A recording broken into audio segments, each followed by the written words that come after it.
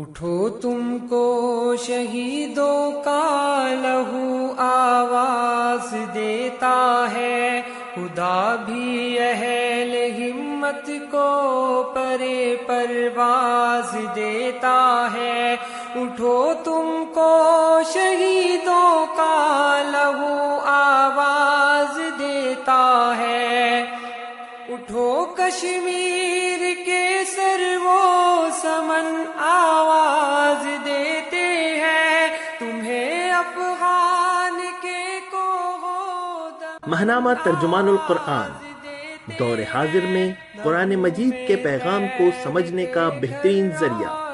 تازہ شمارے کی audio recording پہلی مرتبہ پیش کی جا رہی ہے، سماعت فرمائیے۔ بسم اللہ الرحمن الرحیم۔ کشمیر کی تحریک آزادی کا موجودہ مرحلہ اور ہماری ذمہ داری از پروفیسر خورشید احمد، ماہنامہ ترجمان القرآن، اگست 2016۔ 8 جولائی 2016 کشمیر کی تحریک آزادی کی تاریخ میں ایک روشن سنگ میل کی حیثیت اختیار کر گیا ہے۔ 21 سالہ مجاہد برہان وانی اور اس کے ساتھیوں کی شہادت نے اس تحریک کو ایک نئے اور فیصلہ کن دور میں داخل کر دیا ہے۔ ہماری نگاہ میں یہ ایک تاریخی موڑ ہے جسے اچھی طرح سمجھنا اور حالات کے گہرے ادراک اور مستقبل کے حقیقت پسندانہ امکانات کی روشنی میں صحیح، جامع اور مؤثر پالیسیاں بنانے کی ضرورت ہے۔ برہان وانی شہید کو جتنا بھی خراج تحسین پیش کیا جائے کم ہے، لیکن وقت کی اصل ضرورت حالات کے دھارے کو سمجھنے اور اس عظیم تحریک کی حفاظت، اس کی ترقی اور اسے حقیقی کامیابی کی منزل تک پہنچانے کے لیے جن اقدامات کی ضرورت ہے ان پر توجہ مرکوز کرنے کی ہے۔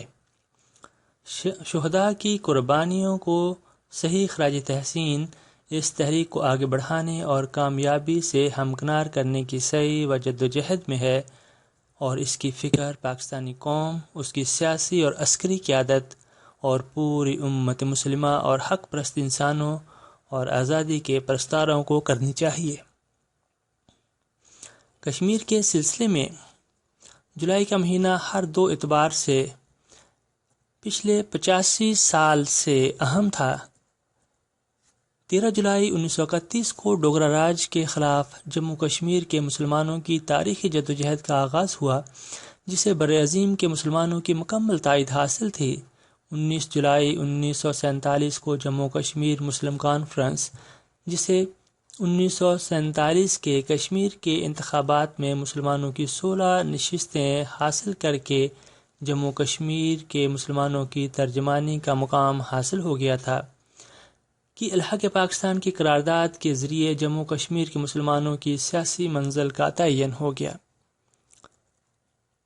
جولائی 1931 سے جولائی 2016 تک تحریک آزادی مختلف ادوار میں بڑے بڑے نشیب افراز سے گزری ہے، لیکن 8 جولائی کو مجاہد برہان وانی اور اس کے ساتھیوں کی شہادت بھارتی حکومت کی انتی قوت کے ذریعے تحریک آزادی کو کچلنے کی کوشش اور اس پر کشمیری مسلمانوں کے شدید رد عمل نے عوامی تحریک اور جذبات کو قوت کے ذریعے ختم کرنے کی پالیسی کے دیوالیہ پن کو ایک بار پھر 2 اور 2 4 کی طرح واضح کر دیا۔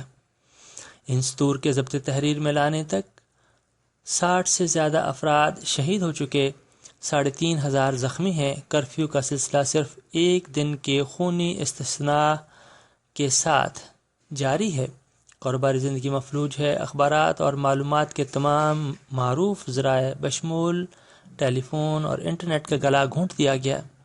اس کے باوجود عوامی جذبات کا ریلا پوری قوت سے رواں دواں ہے، اور سرکاری دہشت گردی کے باوجود آزادی کا نعرہ اس طرح بام و در میں گونج رہا ہے جس طرح نوجوان مجاہدین کی شہادت کے بعد رونما ہوا تھا۔ بھارت کے ذرائع ابلاغ، دانشور، پالیسی پر اثر انداز ہونے والے ادارے اور عالمی قوتیں جس بے حسی اور بے دردی سے کشمیر کی تحریک کی آزادی کو نظر انداز کر رہے تھے، ان میں بھی ایک ارتعاش پیدا ہوا۔ وہ بھی اب یہ سوچنے اور آہستہ آہستہ بڑھانے پر مجبور ہو رہے ہیں کہ یہ سب کیا ہے، اور اس صورتحال کا مقابلہ کرنے کے لیے اب تک جن پالیسیوں پر عمل کیا گیا ہے کیا ان پر نظر ثانی کی ضرورت ہے؟ برہان وانی کی شہادت اور زمینی حقائق۔ مجاہد برہان وانی کی شہادت کی جگہ خاص و عام کے لیے زیارت کا مقام بن گئی۔ الجزیرہ ٹیلی ویژن کا نمائندہ شہادت کے 5 دن بعد جائے شہادت یعنی کاؤپور کے علاقے میں واقع چھوٹے سے گاؤں بمدور اور برہان کی جائے پیدائش اور مقام تدفین ترال پہنچا۔ اس نے اپنے اور کشمیر کے عوام کے جو تاثرات الجزیرہ کے 15 جولائی کے پروگرام میں نشر کیے وہ زمینی حقائق کو سمجھنے میں مددگار ہیں۔ رپورٹ الجزیرہ کی ویب سائٹ پر موجود ہے اور خاصی طویل ہے، ہم صرف چند اقتباسات دے رہے ہیں۔ بمدور، انت ناگ، بھارتی مقبوضہ کشمیر، کالے کووں کی آواز کے سوا جو ٹین کی ہر چھت سے آ رہی ہے، یہاں مکمل خاموشی ہے۔ یہ بدھ کی صبح ہے اور تھوڑی دیر کے لیے تو ایسا لگتا ہے کہ یہاں کوئی رہتا ہی نہیں۔ دروازے اور کھڑکیاں بند ہیں، درجنوں کوے ہیں اور خاموشی ہے۔ یہ کاؤپور کے علاقے میں ہے جس کے لفظی معنی کووں کے مسکن کے ہیں، جو بمدور گاؤں کے نزدیک واقع ہے۔ یہاں چھوٹے چھوٹے بہت سے مکانات ہیں، جھاڑیاں، چشمے اور وسیع و عریض دھان کے کھیت ہیں۔ اس بغاوت کا گزشتہ جمعے کو یہاں سے آغاز ہوا جس نے پورے کشمیر کو اپنی لپیٹ میں لے لیا۔ ایک تنگ راستے پر جو مرکزی سڑک سے مکانات کی طرف جاتا ہے، پتھروں، لاٹھیوں اور رسیوں کے چوکور رقبے میں کوے اور کالے اور ہرے جھنڈوں کے درمیان اس جگہ کا نشان ہے۔ یہاں 22 سالہ برہان وانی کو قتل کیا گیا۔ یہ زیارت کی ایک جگہ بن گئی ہے۔ پچھلے ہفتے تک کوئی یہاں نہیں آیا تھا، اس گاؤں میں کوئی واقعہ پیش نہیں آیا۔ 24 سالہ انجینئرنگ کے طالب علم شوکت احمد نے کہا کہ پچھلے 5 دنوں سے روزانہ یہاں 1000 سے زیادہ لوگ آتے ہیں کہ برہان کو یہاں قتل کیا گیا تھا۔ اس رپورٹ میں برہان کے خنجر بکف مجاہد بننے، دوسروں کو بیدار کرنے، پھر شہادت کے بعد آخری سفر کا ذکر اس طرح کیا گیا۔ 2010 میں وانی نے جب وہ 15 سال کا تھا بندوق اٹھائی، لیکن دوسرے لڑنے والوں کی طرح اس نے اپنا دوسرا نام یا لقب نہ رکھا اور اپنی شناخت کو نہ چھپایا۔ اس کی بجائے اس نے اپنی تصاویر اور ویڈیو فیس بک جیسے سوشل میڈیا پر پوسٹ کی، اور یہ کرتے ہوئے اس نے کشمیریوں کی نئی نسل کو اپیل کی۔ اس طرح عوام کے تصور میں مسلح مزاحمت لوٹ آئی۔ وانی ہر گھر کا جانا پہچانا نام بن گیا۔ ہفتے کی صبح تقریباً 2 لاکھ افراد نے ترال میں اس کی نماز جنازہ ادا کی۔ جب اسے دفن کیا گیا تو بھارتی مقبوضہ کشمیر میں ایک بغاوت برپا ہو چکی تھی۔ دوسری رپورٹوں میں مزید تفصیل ہے کہ ترال میں مسلسل 40 بار نماز جنازہ ہوئی اور نمازیوں کا اندازہ 6 لاکھ بتایا گیا۔ اس طرح سری نگر کی جامع مسجد میں غائبانہ نماز جنازہ میں تل دھرنے کو جگہ نہ تھی۔ کشمیر کی وادی کا کوئی قابل ذکر مقام ایسا نہیں جہاں نماز جنازہ نہ ہوئی ہو۔ بیرونی ممالک میں بھی یہی کیفیت تھی۔ الجزیرہ کا نامہ نگار پورے علاقے میں گھوم پھر کر ان ہسپتالوں کا چکر لگا کر جہاں زخمی زیر علاج ہیں، ان حالات کا خلاصہ بیان کرتا ہے جن سے کشمیر کے مسلمان مرد و زن، بوڑھے اور بچے دوچار ہیں، اور ان کے ساتھ ان جذبات، احساسات اور عزائم کا بھی کھل کر ذکر کرتا ہے جو اس وقت ان کے سینوں میں موجزن ہے، اور جن کا تحریک کے موجودہ اور آنے والے مرحلوں کو سمجھنے اور ان کو صحیح رخ پر آگے بڑھانے کے لیے سامنے رکھنا ضروری ہے۔ ایک 79 سالہ بزرگ خاتون نے ہسپتال میں اپنی آپ بیتی یوں بیان کی۔ وہ کہتی ہیں کہ مقامی پولیس افسروں نے گوریان کے قریب ان کے مکان پر اسے زدگوب کیا۔ وہ اس کے سب سے چھوٹے بیٹے کی تلاش میں ہیں جو کہ ایک جانا پہچانا احتجاج کرنے والا ہے۔ آئے تھے۔ اس کی سیدھی ٹانگ سوجی ہوئی تھی اور ٹخنے سے گھٹنے تک زخمی تھی۔ اس کی دوسری ٹانگ پر 13 ٹانکے لگے ہوئے تھے۔ انہوں نے مجھے مارا اور یہ بھی نہ دیکھا کہ میں ایک بیمار بوڑھی عورت ہوں۔ وہ گھٹی گھٹی آواز میں کہتی ہے کہ ان میں سے ایک نے مجھے فرش پر لٹا دیا اور میرے سینے پر چڑھ بیٹھا۔ ان کا پوتا محمد آصف بتاتا ہے کہ پولیس والوں نے کیما بنانے والے لکڑی کے ڈنڈے سے جو قریب ہی پڑا تھا اسے مارا۔ انہوں نے گھر میں موجود تمام عورتوں کو مارا۔ ایک دوسرا 15 سالہ پوتا بتاتا ہے کہ انہوں نے میری 12 سالہ بہن کو برہنہ کر دیا۔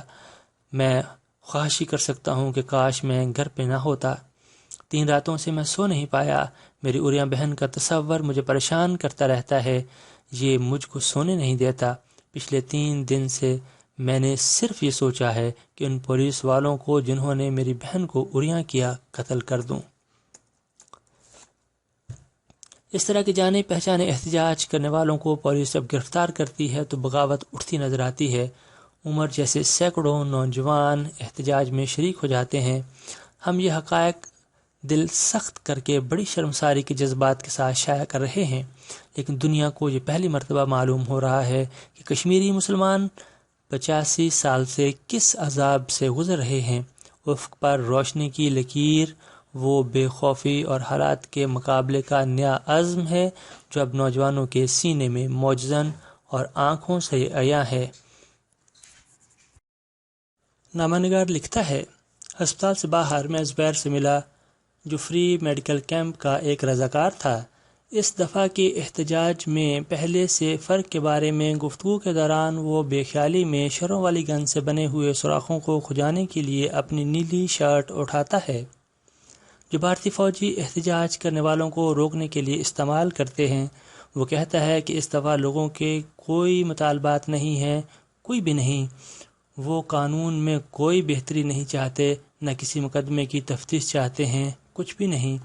یہ برہان کے موت کے غم کا اظہار تھا یا اس کی زندگی کی تقریب تھی، یا اس سے بھی زیادہ۔ وہ کہتا ہے کہ یہ وقت ہے کہ ہم نے لفظ آزادی کو ایک بار پھر دہرایا ہے۔ بھارتی اور مغربی میڈیا نے کشمیر کے حالات کے باب میں ایک مجرمانہ بلیک آؤٹ کی روش اختیار کر رکھی تھی۔ غالباً یہ پہلی مرتبہ ہے کہ چند بھارتی اخبارات اور تھوڑے بہت مغربی میڈیا پر کچھ چیزیں آنا شروع ہوئی ہیں۔ کشمیر کے اندر ظلم و استبداد پر خاموشی اور سپردگی کے مقابلے میں مزاحمت اور بے خوفی کے ساتھ جوابی جدوجہد کا عزم نمایاں ہے، اور اس میں نوجوانوں کا کردار سب سے اہم ہے جو اس وقت آبادی کا 60% ہیں۔ ایک طرف بھارتی حکمران اور بھارت نواز مقامی حکومتوں اور عناصر سے بیزاری اور نفرت ہے، اور دوسری طرف قوت کے خوف کی جگہ بے خوفی اور حالات سے ٹکر لینے کا عزم ہے، جسے جدید سیاسی اصطلاحات میں انتفاضہ اور بندوق کے مقابلے میں پتھر کے جواب سے عنوان کیا جاتا ہے۔ یہ وہ مرحلہ ہے جس میں تحریک آزادی اب داخل ہو چکی ہے، اور اس جوہری تبدیلی کی روشنی میں حالات کے اثر نو جائزہ لینے اور نئے حالات کے مطابق کشمیر میں، پاکستان میں، بھارت میں، عالم اسلام میں اور عالمی محاذوں پر نئی پالیسی اور اقدامات کی فکر وقت کی سب سے بڑی ضرورت بن گئی ہے۔ مسئلہ کشمیر، بڑھتا ہوا اندرونی دباؤ۔ آگے بڑھنے سے پہلے ہم یہ ضروری سمجھتے ہیں کہ زمینی صورتحال میں جو تبدیلی آئی ہے اور اس کا جو تھوڑا بہت ادراک اب تمام ہی حلقوں میں ماسوائے بھارت کی مودی سرکار اور پاکستان کے کچھ لبرل دانشوروں، اینکر پرسنز اور سیفما جیسے اداروں سے وابستہ صحافیوں کے ہو رہا ہے، اس پر ایک نظر ڈال لی جائے۔ ہم نمونے کے طور پر چند مثالیں کر رہے ہیں جو دیکھ کے چند چاولوں کی مانند حالات کو سمجھنے میں مددگار ہو سکتے ہیں۔ کلدیپ نائر بھارت کا ایک نامور صحافی ہے، سفارتکار کی ذمہ داریاں بھی ادا کر چکا، بھارت کے مفادات کی حفاظت میں کسی سے پیچھے نہیں ہے، لیکن بھارتی حکومت کی کشمیر پالیسی پر دل گرفتہ ہے اور بھارت کے مفاد میں اسے غلط سمجھتا ہے اور فوری تبدیلی کا خواہش مند ہے۔ اس کے چند حالیہ مضامین میں اس فکرمندی کو صاف دیکھا جا سکتا ہے۔ 9 اگست 2015 کے سینڈیکیٹڈ آرٹیکل میں جو پاکستان ٹوڈے میں بھی شائع ہوا، وہ بڑے دکھ کے ساتھ اعتراف کرتا ہے کہ 5 سال سے کم عرصے میں کشمیر اتنا زیادہ بدل چکا ہے کہ پہچانا نہیں جاتا۔ پچھلی مرتبہ جب میں سری نگر آیا تھا تو وادی کا بھارت دشمن ہونا نظر آتا تھا۔ اس کے ساتھ یہ معنی نہیں ہے کہ وہ پاکستان کے حمایتی ہو گئے، اگرچہ اندرون سری نگر کچھ سبز ہلالی پرچم نظر آتے ہیں۔ اس کے معنی یہ ہیں کہ علیحدگی جو پہلے بھی نظر آتی تھی اب وہ غصے میں بدل گئی ہے۔ کشمیریوں کا احتجاج جو کم یا زیادہ پرامن ہے، اپنے انداز و آہنگ میں اسلامی ہے، ایسا نظر آتا ہے کہ یہ اظہار کا ایک ذریعہ ہے، نہ کہ اصل بات یہ ہے کہ کشمیری اپنا ملک چاہتے ہیں۔ بھارت میں بہت سے لوگ یہ شبہ کرتے ہیں کہ ایک خود مختار کشمیر صرف ایک واہمہ ہے۔ کشمیریوں کا اصل ارادہ پاکستان میں شامل ہونے کا ہے، مگر میں اس سے اتفاق نہیں کرتا۔ آزادی کا تصور ایک خواب کی طرح ہے اور اس نے کشمیریوں کو اپنے ساتھ بہا لیا ہے، اس لیے کشمیریوں کی اصل خواہش کے بارے میں کچھ شبہ نہیں ہونا چاہیے۔ اس لیے جب میں نے اپنی تقریر میں کہا کہ خود مختار کشمیر کا مطالبہ اگر مانا گیا تو بھارت میں بھی مسلمانوں پر بڑا کڑا وقت آئے گا، تو میں ان کے غصے سے بھرے چہرے دیکھ سکتا تھا۔ ہندو یہ دلیل دیتے ہیں کہ اگر کشمیری مسلمان 70 سال تک بھارت کے ساتھ رہنے کے باوجود آزادی چاہتے ہیں تو 16 کروڑ مسلمانوں کی وفاداری کی کیا ضمانت ہے؟ سیاسی حل کی ضرورت پر زور۔ کلدیپ نائر مئی 2016 میں کشمیر پھر جاتا ہے۔ مجاہد برہان وانی کی شہادت سے صرف 2 مہینے پہلے اپنے 13 مئی 2016 کے مضمون میں جو بھارتی اخبار دا ڈیلی اسٹینڈرڈ میں شائع ہوا، وہ ایک طرف عسکریت میں کمی کا اعتراف کرتا ہے تو دوسری طرف پوری آبادی کے اضطراب، بے چینی، بیزاری کے احساس کو شدت سے محسوس کرتا ہے۔ بھارت سے آزادی کو تو وہ ناقابل تصور سمجھتا ہے، البتہ بھارت کے اندر خود مختاری اور مسئلے کے عسکری مقابلے میں سیاسی حل کے لیے حکومت کو پوری قوت سے متوجہ کرتا ہے۔ ریاست میں جو لاوا پک رہا ہے اس کا اسے پورا احساس ہے، اور 8 جولائی کے بعد جو دیکھنا نہیں چاہتے تھے وہ بھی دیکھنے پر مجبور ہو گئے۔ کشمیر اس مفہوم میں معمول کے مطابق ہے کہ وہاں پتھر پھینکنے کے واقعات نہیں ہو رہے، عسکریت بھی آخری دموں پر ہے، لیکن وادی میں اشتعال پایا جاتا ہے۔ اگر ایک دفعہ بھی آپ وہاں جائیں تو آپ اس کا ذائقہ چکھ لیں گے۔ اس کی کوئی ایک وجہ بتانا مشکل ہے، اس کے بہت سے اسباب ہیں۔ سب سے زیادہ پورے بھارت پر چھایا ہوا یہ احساس ہے کہ بھارت کی طرف سے سب کچھ ہے۔ اگر کشمیر کو صرف 3 امور میں اختیار دیا جائے، یعنی دفاع، امور خارجہ اور مواصلات، شکایت صحیح لگتی ہے، اس لیے کہ ایک ریاست خود مختاری کر سکتی ہے جتنی وہ چاہے، لیکن وفاق دیگر اختیارات غصب نہیں کر سکتا۔ نئی دہلی نے ٹھیک یہی بات کی۔ یہی بات وزیر اعظم جواہر لال نہرو اور شیخ عبداللہ کے راستے میں آئی، جو بڑے گہرے دوست تھے۔ شیخ عبداللہ 12 سال قید میں گزارے۔ نہرو کو اپنی غلطی کا احساس ہو گیا۔ ایسے ہی شدید مسئلے میں آج بھی نئی دہلی اور کشمیر گرفتار ہیں۔ ایک وزیر اعلیٰ مرکز سے اچھے تعلقات کس طرح رکھے اور وادی کو ایک آزاد تشخص بھی دے؟ ریاست کی سیاسی جماعتوں کے لیے یہ ایک مستقل مسئلہ ہے۔ وہ کشمیر کو بھارت کا ٹوٹنگ سمجھتے ہیں۔ دستور کی دفعہ 370 جو کشمیر کو خصوصی حیثیت دیتی ہے، ختم کرنا چاہتے ہیں۔ وہ ایک طرف دستور سے انحراف کر رہے ہیں اور دوسری طرف کشمیریوں کے اعتماد کو مجروح کر رہے ہیں۔ یہ سب سے بڑی وجہ ہے کہ بھارت سے الحاق پر سنجیدہ سوالات اٹھ رہے ہیں۔ ماضی میں خود مختار کشمیر کا نعرہ جو بہت کم لوگوں کی توجہ حاصل کرتا تھا، اب بہت زیادہ لوگوں کی توجہ حاصل کرتا ہے، اور یہ تعجب کی بات نہیں کہ ہر روز ان کی تعداد میں اضافہ ہو رہا ہے۔ اس کے بعد کلدیپ نائر اردو کے بارے میں مرکزی حکومت کے رویے اور کشمیری عوام کے اضطراب اور بیزاری کا ذکر کرتا ہے، جو کلچرل سطح پر کشمیر اور بھارت کو دور لے جانے کا ذریعہ بن رہا ہے، اس لیے کہ اس کے الفاظ میں کشمیری شدت سے محسوس کرتے ہیں کہ مرکزی حکومت اردو کے ساتھ سوتیلا سلوک کر رہی ہے۔ وہ مطالبہ کرتا ہے کہ صورتحال کی فوراً تلافی کی جائے۔ اس کے بعد وہ اس دلچسپ سوال سے تعرض کرتا ہے کہ عوام خود عسکریت کے خلاف کیوں نہیں اٹھتے۔ اس کا جواب سننے کے لائق ہے۔ وہ لوگ جو خود عسکری پسندوں کو باہر نکالنے کے لیے بندوقیں اور دوسرا اسلحہ نہیں اٹھا رہے، اس کی پہلی وجہ یہ ہے کہ وہ ان سے خوفزدہ ہیں، اور دوسری وجہ ایک عام احساس ہے کہ عسکری پسند ان کو شناخت دینے کی کوشش کر رہے ہیں۔ اس لیے وادی کے اندر اگر عسکریت کو مزاحمت نہیں مل رہی تو اس کی وجہ یہ ہے کہ یہ علیحدگی کا ایک حصہ ہے۔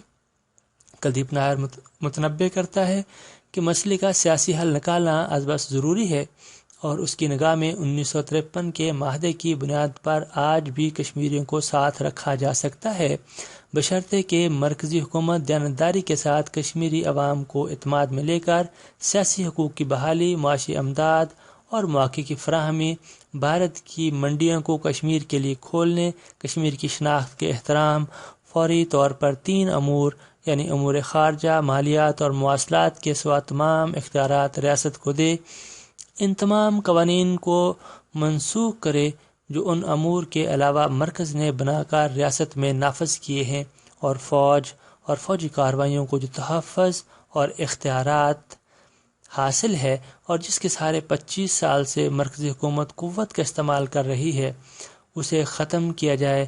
اگر یہ نہ کیا گیا تو حالات بگڑنے کا خطرہ ہے۔ اصل مسئلے کا ادراک۔ کلدیپ نائر نے اصل زمینی حالات کو ٹھیک سے بھانپ لیا ہے، مگر جو حل وہ تجویز کر رہا ہے وہ نہ 1953 میں کسی کام آیا، بلکہ شیخ عبداللہ کو 12 سال جیل کی ہوا کھانا پڑی، اور نہ آج یہ کوئی حقیقی حل ہے۔ نہ 1953 میں اس سے کشمیری عوام کو مطمئن کیا گیا اور نہ آج کیا جا سکتا ہے۔ اصل مسئلہ حق خود ارادیت کا ہے، جس کی اصل یہ ہے کہ ڈوگرا راج اور بھارتی راج دونوں سامراجی اقتدار کی حیثیت رکھتے ہیں۔ بھارت نے دھوکے، چالاکی، عسکری الغار اور قوت کے بے محابہ استعمال سے استبداد اور غلبے کا حربہ استعمال کرتے ہوئے 1947 سے ریاست جموں کشمیر کے 60% رقبے پر قبضہ کیا ہوا ہے، اور اس قبضے سے آزادی اور نجات اصل مسئلہ ہے۔ دوسرا پہلو بھی کچھ کم اہم نہیں، اس کا تعلق ریاست کی اس عظیم اکثریت کی نظریاتی، دینی، اخلاقی، تہذیبی اور سماجی شناخت کا ہے، اور اس کا بھی تقاضا ہے کہ ریاست کے لوگوں کو مکمل آزادی ہو تاکہ وہ اپنی مرضی سے اپنا نظام زندگی وضع کریں، اور سیاسی غلامی کی وجہ سے جو دینی، نظریاتی، اخلاقی، تہذیبی اور لسانی بگاڑ پیدا ہو رہا ہے، اس سے وہ نجات پائیں اور اپنی اصل شناخت کے مطابق اپنی زندگی، اپنا مستقبل تعمیر کر سکیں۔ صوبائی خود مختاری 1953 کا معاہدہ اور دستور ہند کی دفعہ 370 بھی ان دونوں بنیادی ایشوز کا جواب نہیں، اور 69 برسوں پر پھیلی ہوئی ناکام اور خون آشام تاریخ کو جزوی اور معمولی تبدیلیوں کے ذریعے کشمیری عوام کے لیے قابل قبول نہیں بنایا جا سکتا۔ 8 جولائی 2016 اس سیاسی حکومت کے خلاف عملی اعلان جہاد ہے، اور آزادی اور شناخت کی مکمل بحالی کے راستے کو روکنے کی جو کوشش بھی ہوگی، خواہ وہ دولت اور قوت کے کیسے ہی بے محابہ استعمال سے عبارت ہو، تحریک آزادی کا راستہ نہیں روک سکتی۔ اگر سیاسی، جمہوری اور عوامی راستوں کو بند کیا جائے گا تو پھر فطرت کا تقاضا اور تاریخ کا تجربہ ہے کہ لوہے کو کاٹنے کے لیے لوہا میدان میں آ کر رہتا ہے۔ یہی وہ چیز ہے جس کی طرف شیخ عبداللہ کے صاحبزادے فاروق عبداللہ نے جنوری 2016 میں ایک مضمون لکھ کر توجہ دلائی ہے۔ وہ ایک مدت تک جموں کشمیر کے وزیر اعلیٰ رہ چکے ہیں، اور انہیں 1990 میں اس وقت کان سے پکڑ کر نکال دیا گیا تھا جب 1987 کے دھاندلی کے انتخابات کے نتیجے میں ریاست گیر عوامی تحریک نے سلابی کیفیت اختیار کر لی تھی اور جمہوری راستوں کو بند کرنے کے نتیجے میں عسکری تحریک ابھری اور ایوان اقتدار کو متزلزل کرنے کا ذریعہ بنی۔ انہیں فاروق عبداللہ صاحب نے کشمیر کے اخبارات میں اردو میں ایک مضمون لکھا جسے پڑھ کر کلدیپ نائر صاحب نے سر پکڑ لیا ہے اور خون کے آنسو بہا رہے ہیں۔ کلدیپ نائر اپنے ایک مضمون میں پاکستان، بھارت اور کشمیر میں، جو پاکستان ٹوڈے میں 7 فروری 2016 کی اشاعت میں شائع ہوا، لکھتے ہیں، سری نگر کے ایک معروف اردو رسالے میں ایک مضمون میں فاروق عبداللہ نے کہا کہ اس کے مرحوم باپ شیخ عبداللہ کو یہ جان کر خوشی ہوگی کہ کشمیر کے نوجوان اپنے حقوق کے لیے بندوق اٹھا رہے ہیں۔ کلدیپ نائر نے سارا مضمون فاروق عبداللہ کو جھاڑ پلانے کے لیے وقف کر دیا، اسے شیخ عبداللہ سے بے وفائی قرار دیا، کشمیر کے صوفی اسلام کے تصور سے بغاوت کہا، شیخ عبداللہ کے سیکولرزم اور عالمگیریت کی شان میں قصیدے پڑھے اور اسے مشورہ دیا ہے کہ اسے عسکریت کے حق میں ایسی بات نہیں کہنی چاہیے، بلکہ دستور ہند کی دفعہ 370 کے اندر خود مختاری پر سارا زور صرف کرنا چاہیے تھا۔ اس کا کہنا ہے کہ وہ لوگ جو مسلسل یہ کہہ رہے ہیں کہ کشمیر بھارت کا اٹوٹ انگ ہے، اس لحاظ سے غلط ہیں کہ کشمیر کو دستور کی دفعہ 370 کے تحت خود مختاری حاصل ہے، جس کے تحت صرف 3 امور دفاع، خارجہ اور مواصلات کے علاوہ دستور کی دوسری دفعات جو حکومت کو اختیار دیتی ہیں، ریاست جموں کشمیر پر ان کا اطلاق ریاست کی دستور ساز اسمبلی کی مرضی سے ہوگا۔ فاروق عبداللہ نے قد و قامت کم کرنے کے لیے اسے کشمیر تک محدود کرنے کی کوشش کی۔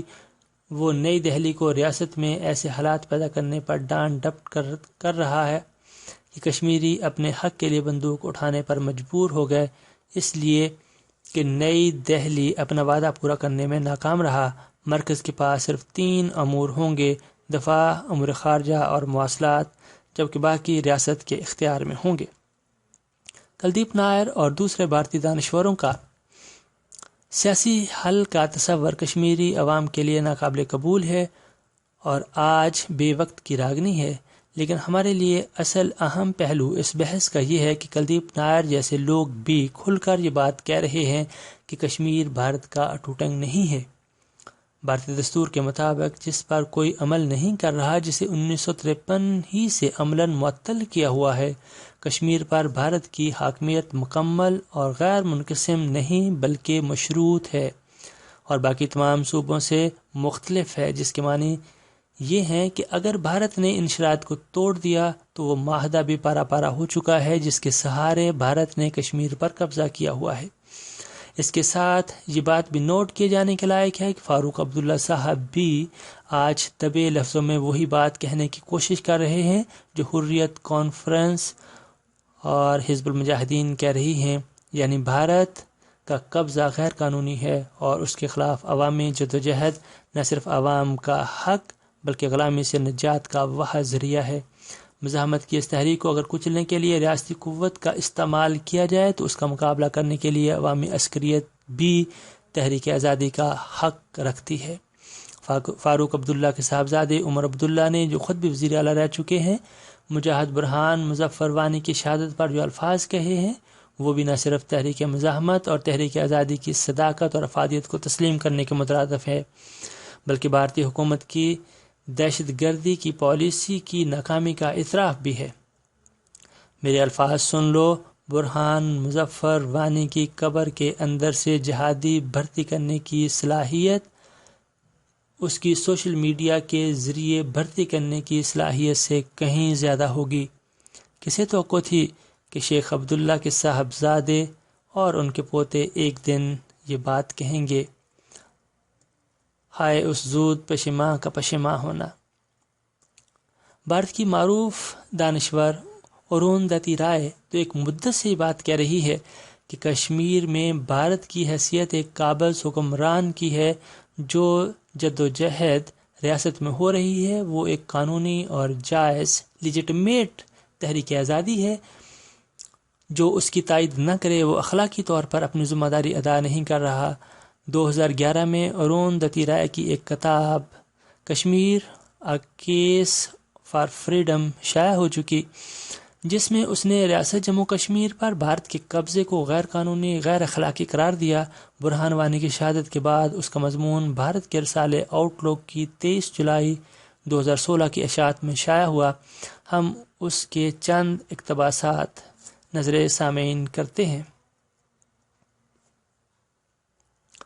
کشمیر کے عوام نے ایک مرتبہ پھر واضح کر دیا کہ سال بہ سال، اشرہ بہ اشرہ، قبر بہ قبر واضح کر دیا کہ جو وہ چاہتے ہیں وہ آزادی ہے۔ عوام کا مطلب ان لوگوں سے نہیں ہے جو فوجی سنگینوں کے سائے میں کیے گئے انتخابات جیت گئے۔ اس کے معنی وہ لیڈر نہیں ہیں جنہیں اپنے گھروں میں چھپنا ہوتا ہے اور اس طرح کے حالات میں باہر آنے کی جرأت نہیں کرتے۔ جب ہم مذمت کرتے ہیں، جیسا کہ ہمیں کرنا چاہیے، سیکیورٹی فورسز کی، غیر مسلح احتجاج کرنے والوں پر گولی چلانے کی، ایمبولینسوں اور ہسپتالوں پر پولیس کے حملوں کی اور شرے والی بندوق سے 9 عمروں کو نابینا بنانے کی، تو ہمیں دماغ میں یہ بات رکھنی چاہیے کہ حقیقی بحث کشمیر کی وادی میں انسانی حقوق کی خلاف ورزی کی ہے۔